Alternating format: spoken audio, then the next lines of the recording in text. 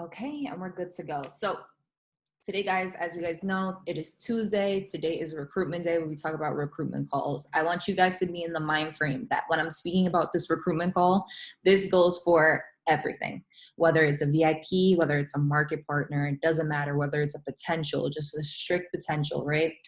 It's going to be applied to everything, right? So there are three main things that we have to focus on when recruiting. Of course, is outreach, following up, and asking for the sale, right? So I want you guys to focus on this. In order for your business to start paying you like a business, in order for Monet to start paying you like a full-time job, like a financially literate company, an entrepreneurship opportunity, all that good stuff, you have to work it strictly like a business. So what do I mean by that? Organization is key. Okay. So let's start with point number one. First thing that we're going to talk about is outreach. I'm not going to get too much into it because Jasmine did an amazing training call last week on outreach. If you guys need help in regards to outreach, where to start outreaching, how to start reaching out to people, whether it's cold work market, warm market, you need to watch last week's call. So we're just going to save the energy off that. But I want to piggyback off of what she explained. The biggest thing about outreach is making sure that you're staying organized in your first touch basis. So what do I mean by that?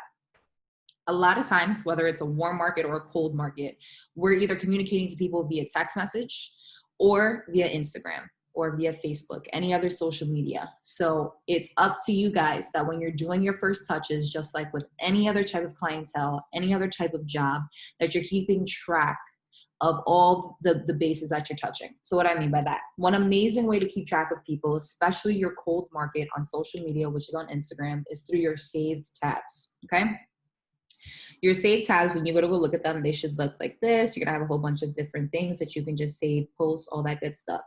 I highly recommend, not even highly recommend, you guys have to start implementing moving forward, keeping a tab for your potentials, for your warm market, your cold market, and all in between. Making sure that you have them separated, because that's the only way you're going to continue to lead up to point number two, which is following up, which is the most important part of recruitment, your follow-up. It is the most important part of recruitment. So let's start setting you guys up off of first touches to set you guys up for success, to do your follow-up processing very successfully. This way, when it comes to point three, asking for the close, your people will be on board, right? It's all a process. So what I'm going to explain to you guys is the same method that I use when I work with real estate, when I'm working with clients, right? So whenever I have a lead, which is a potential, which is a warm market or cold market, leads can be people that I don't know, I've never networked before, I have a CRM. So for a lot of people who don't know what a CRM, it's basically just a way to keep track of all of your clients' information, from their name, their phone number, their email, and then a way to keep track of the notes on how and when you touch base with them. This is something you need to implement in your business now. If you want Monet to start paying you like a business, this is how you do it, by keeping yourself organized and making sure that you're keeping track of your potentials and your clients and where it's going to lead. This way you can ask for the close and it be successful. So when it comes to potentials, I have a warm market. This is my warm market potential save tab. You can see it's a whole bunch of different people.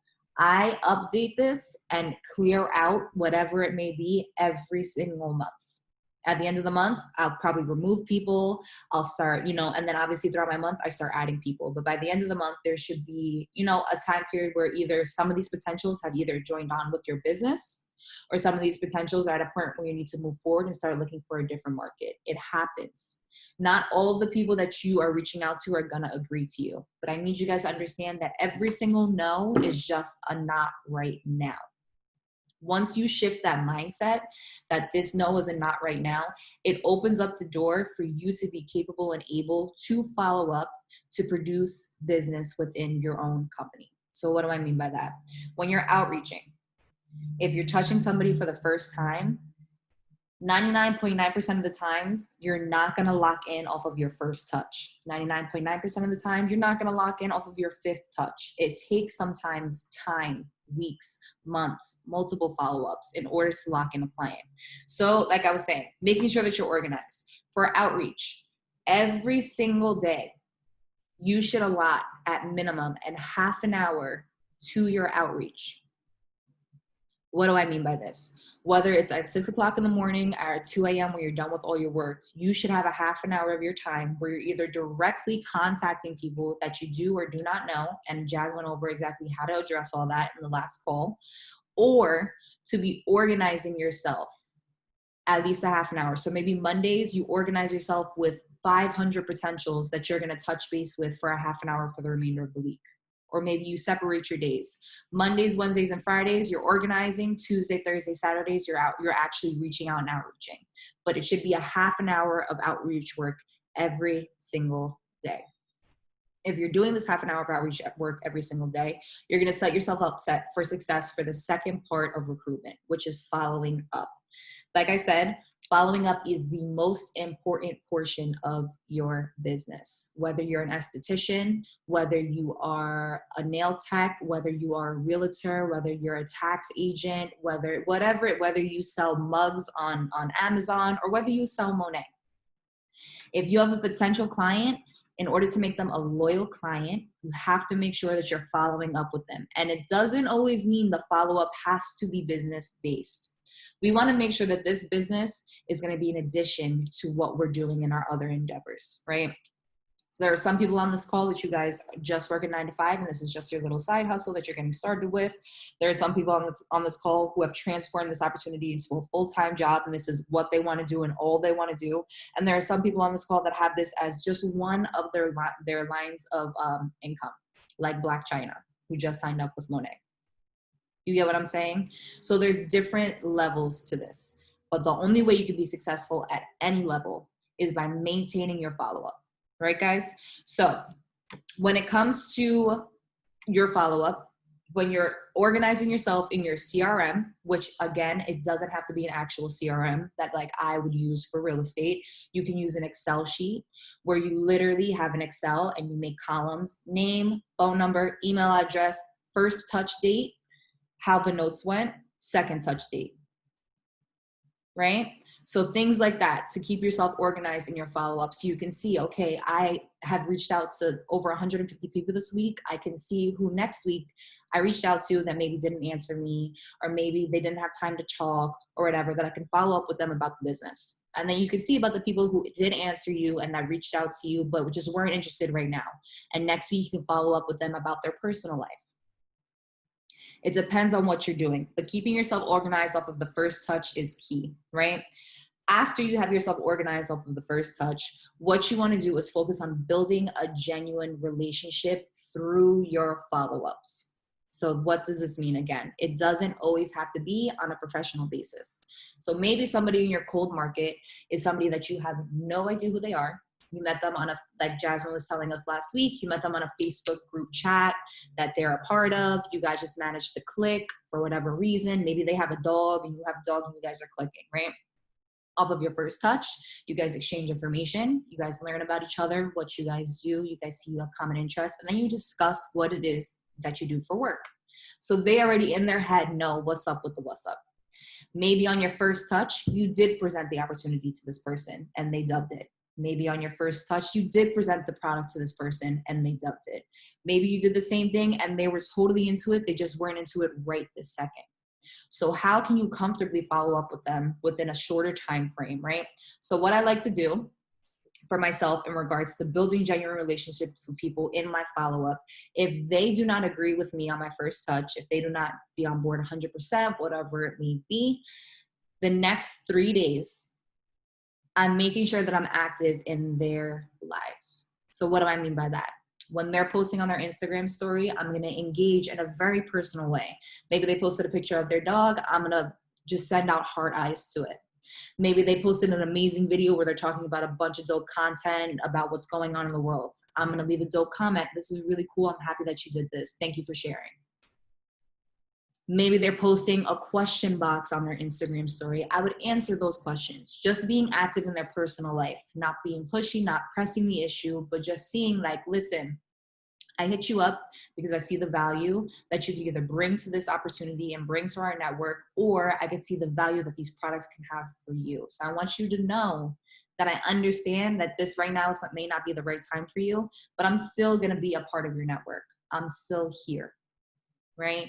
So being genuine and building genuine relationships with people. Another thing that's a huge, genuine follow-up that gets overlooked all the time, and that's being active every single day on your social media. And I want you guys to understand how, oh boy, I'm sorry, I'm in my comment space. Hold on one second. Let me turn the light on.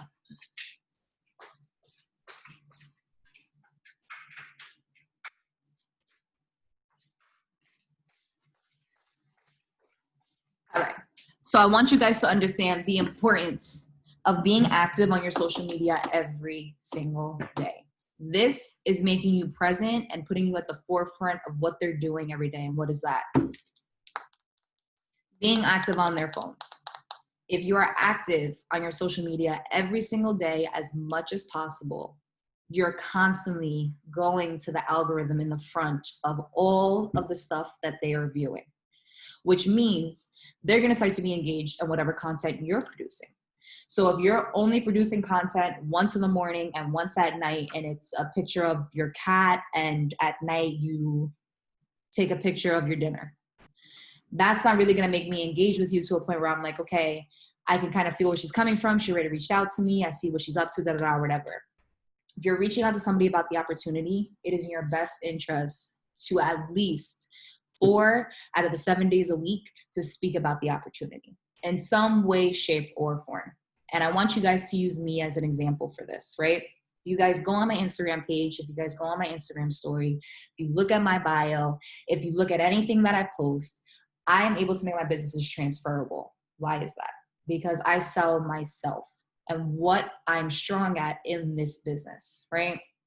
You will never not see me talking about empowering entrepreneurs getting started with an entry-level opportunity, entrepreneurs shaping themselves, entrepreneurs earning while they're learning, entrepreneurs joining onto an opportunity that offers you a network. Every single day, 7 days a week, I speak about it, even on my off days. I do it in a way that doesn't necessarily seem recognizable. If you guys were looking to recruit and you guys were to go on my page and you didn't click around, you would have no idea that I do Monet. But I'm constantly at the forefront of the people that my market is looking to recruit. I'm looking to recruit entrepreneurs. I'm looking to recruit people who are trying to make that shift, that are trying to develop themselves as business people. That's where I'm the strongest in recruitment.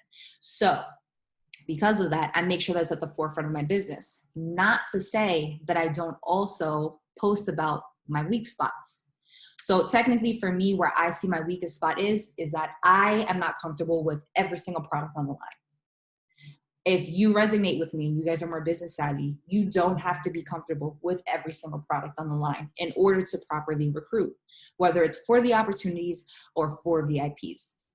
And I say that to say this. For me, I socially sell in a way that people are engaged and intrigued by what it is that I love to use. There are 4 products that I'm obsessed with: Intense Repair Spray and the Flexible Hold Gel, which I use on my edges every single day, like literally all the time, every time I do a ponytail, and every time I do it, I'm on my Instagram story talking about it. And the Berry Scrub and the Rejuvenate Oil. Those are my 4 go-tos.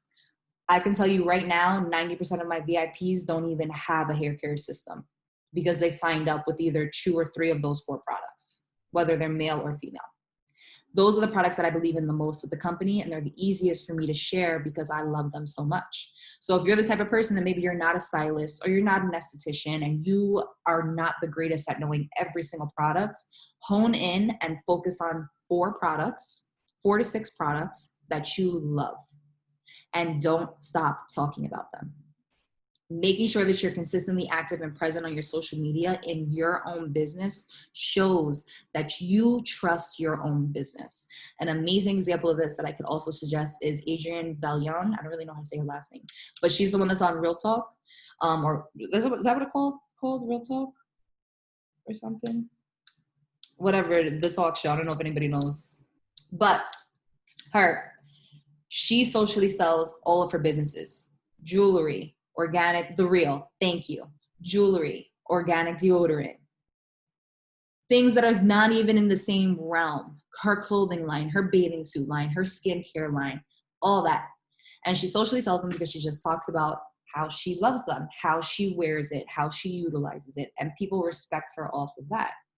But in the same breath, as you guys are looking, you're looking to recruit all walks of life. I'm sure the people that we love come from all different walks of life.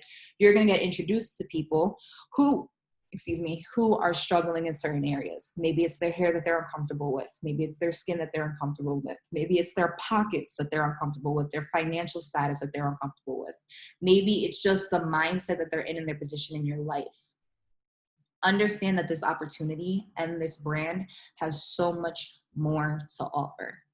So once you start to evaluate your own business and you see, okay, I'm super strong in these points, I'm super comfortable in these points, but I'm lacking in these areas, that's when you need to start reevaluating what you're doing to train yourself, one, and two, evaluating who's a part of your network and working as a team to leverage each other. So for me, another example, whenever I have a client that's coming to me, I just had a client that just came to me who was really struggling with cystic acne.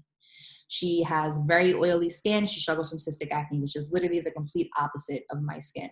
I had no idea really what to suggest for her, but I had an idea of what cart might work. What did I do? I went over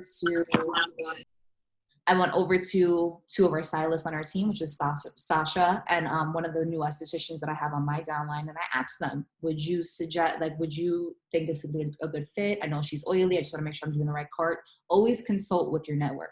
But you can't consult with your network and double check your work if you don't know the type of network that you're a part of. So that's also a part of the process when it comes to following up, making sure that you're leveraging your strong suits so you're giving them the right information, right? So being active every single day on your social media is a major part of following up. So follow up. If you are doing your outreach a half an hour every single day, you should be doing also a half an hour of following up every single day. Okay, guys, really, really, really important. If you only have an hour to allocate to this business every day, this is how you're using it. An hour of outreach and an hour of following up. The entire business is based off of your clientele and based off of your team. You can't do anything else with this business until you have clients, until you have market partners. So this needs to be your focus. Once you've gotten yourself on the right path, that you're doing your outreach and you're doing your following up, then 2 days out of that week is when you're going to organize your content for the week so that you can be consistent in being active on your page, which is a part of your follow-up. Right, guys? So it's just making sure that you're allocating your time properly and that you're staying organized in what you're doing. The third part about recruitment, and this is the last point, is asking for the sale. So I know this is a really big part that a lot of people struggle with.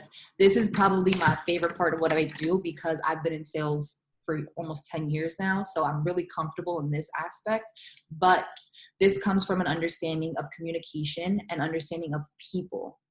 Not every single person you can ask the same way to close down on a sale.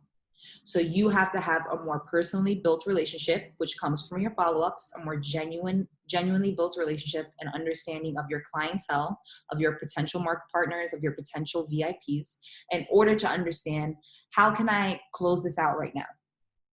And there are 4 big ways that I normally close that if you guys can adjust to and figure out what works best in your dialect, it works best with your clientele's dialect, it's going to change the entire game, right? So one of the big ways that I like to close is by explaining to either my potential VIP or my potential market partner that the company makes your closing out process super simple. So what do? If I have a VIP, I'll build them a cart, right? If this is my potential VIP that I've been outreaching, I'm trying to recruit with, I'm trying to follow up with, all that good stuff. Now I got them at the point that they're engaged. They're like, you know what? I'm really struggling with my hair. Like, I just really don't even know where to begin with my hair. That's all they say to you. I don't even know where to begin with my hair. Really, that's crazy. Give me a little bit more insight about your hair. Let's have more specifics. And then you guys already know what questions to ask off of that based off of your hair quiz, right? Once they give you specifics, how are you going to answer? With a cart. That's how you respond. That's a way of closing the sale. The company is making this super easy for you to get started right this second. So as you're engaged in text conversation, as you're engaged in DM, you're building their cart on the side, you're emailing it to yourself, You're copying the link that you emailed to yourself and you're putting it right in the conversation, right in the text message, right in the DM. I don't even know where to begin with my hair. These are the issues that I have. This is where I want to be. Okay, here you go, sis. I built a cart for you. Voice note that person. This is why I feel like this would be the best cart for you. This, and this. Blah, blah, blah, blah. Good to go. It takes 10 seconds to complete the cart. Once you have it done, sis, just let me know so I can double check that it processed on my end. You just asked for the sale. By making them understand that not only do they have a full consultant for all of their skin and hair care needs when it comes to any of the products, that they have somebody that supports them and is active in what they're looking to do for themselves and the changes they're looking to make, that they have somebody that is interested in their well-being and on top of their shit, for lack of a better term, because you're sending them their cart right then and there as your mid-conversation. But also that you're going to be a part of this amazing seamless company that's just going to ship me everything directly to my house. For all my flex ships, it's going to come to me whenever I'm ready to have it. Everything is on my terms. I get all of these sales and discounts, and it's this quick to do, right at my fingertips, right? So that's the first way I like to ask for the close. The second way I like to ask for the close, and this is for people who are like a little bit more hesitant, a little bit more stubborn. I do the same thing, send over the cart, and once I send it over, I voice note them. I'm like, sis, let's jump on a FaceTime call real quick, take 2 seconds. I'll help you complete your cart out and we'll discuss everything. Boom. Now you guys are jumping on a call and you're going to be able to discuss with them.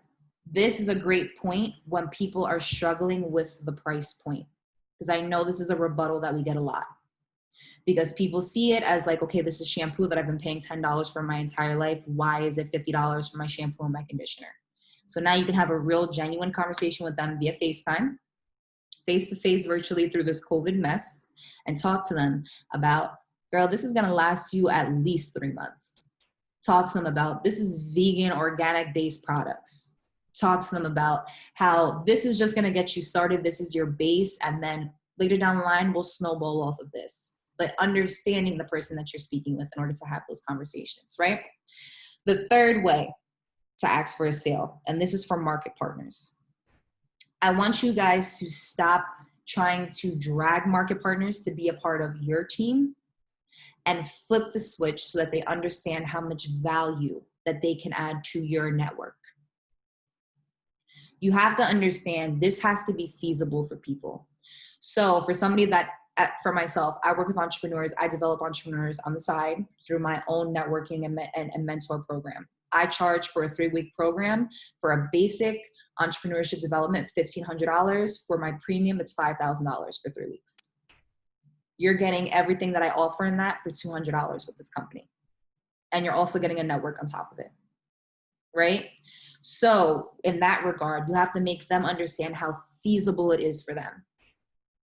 So instead of be like, listen, sis, I know you're trying to get started with your own t-shirt brand. It's really dope. And I know as an entrepreneur that you're going to do a lot of out-of-pocket work.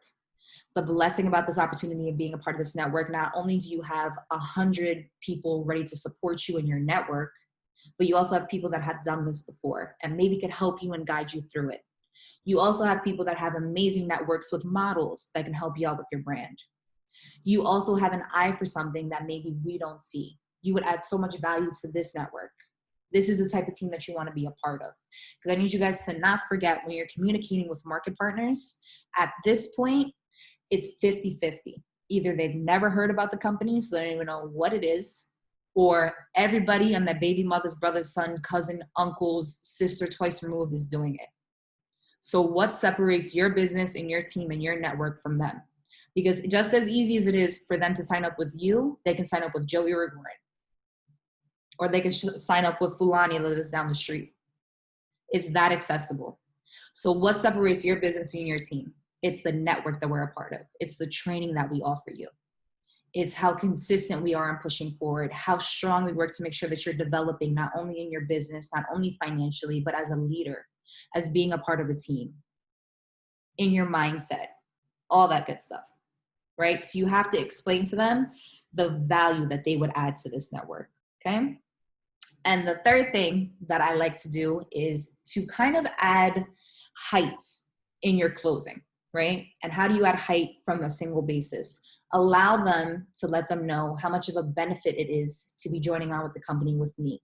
So if it's a market partner, this is it. This is the team that you want to be a part of, right? For all the reasons that I just explained. So explain to them, listen, I understand that your cousin does it. I know that your sister does it. I know that your brother's friend does it. But I really, really would love for you to sit down and have a 3-way FaceTime with me and my upline so that we can really talk to you about the network that you'd be joining a part of. We could really talk to you about the team that you're a part of, the training that we offer, all that good stuff. If it's a VIP, come from a position of height. Listen, if anybody looked at my Instagram story today, again, my favorite product is the Rejuvenate oil that dropped. We had a restock today. So I went on my Instagram story and I was like, everybody that has been hounding me for this oil, guess what? We're back. It's not going to last. It's going to sell out again. I promise you. So get it while it's hot. Everybody has been asking me for this. Oh my goodness, blah, blah, blah, whatever. And for all of my VIPs, all of the people who buy this Rejuvenate oil, my favorite product off of me, I will hook you up as my VIP, not only with a 15% discount, but you can also get my favorite flexible hold spray that I use for my slick back ponytail for $12 today. Over 50% off. Add height because it's your business. You deserve that.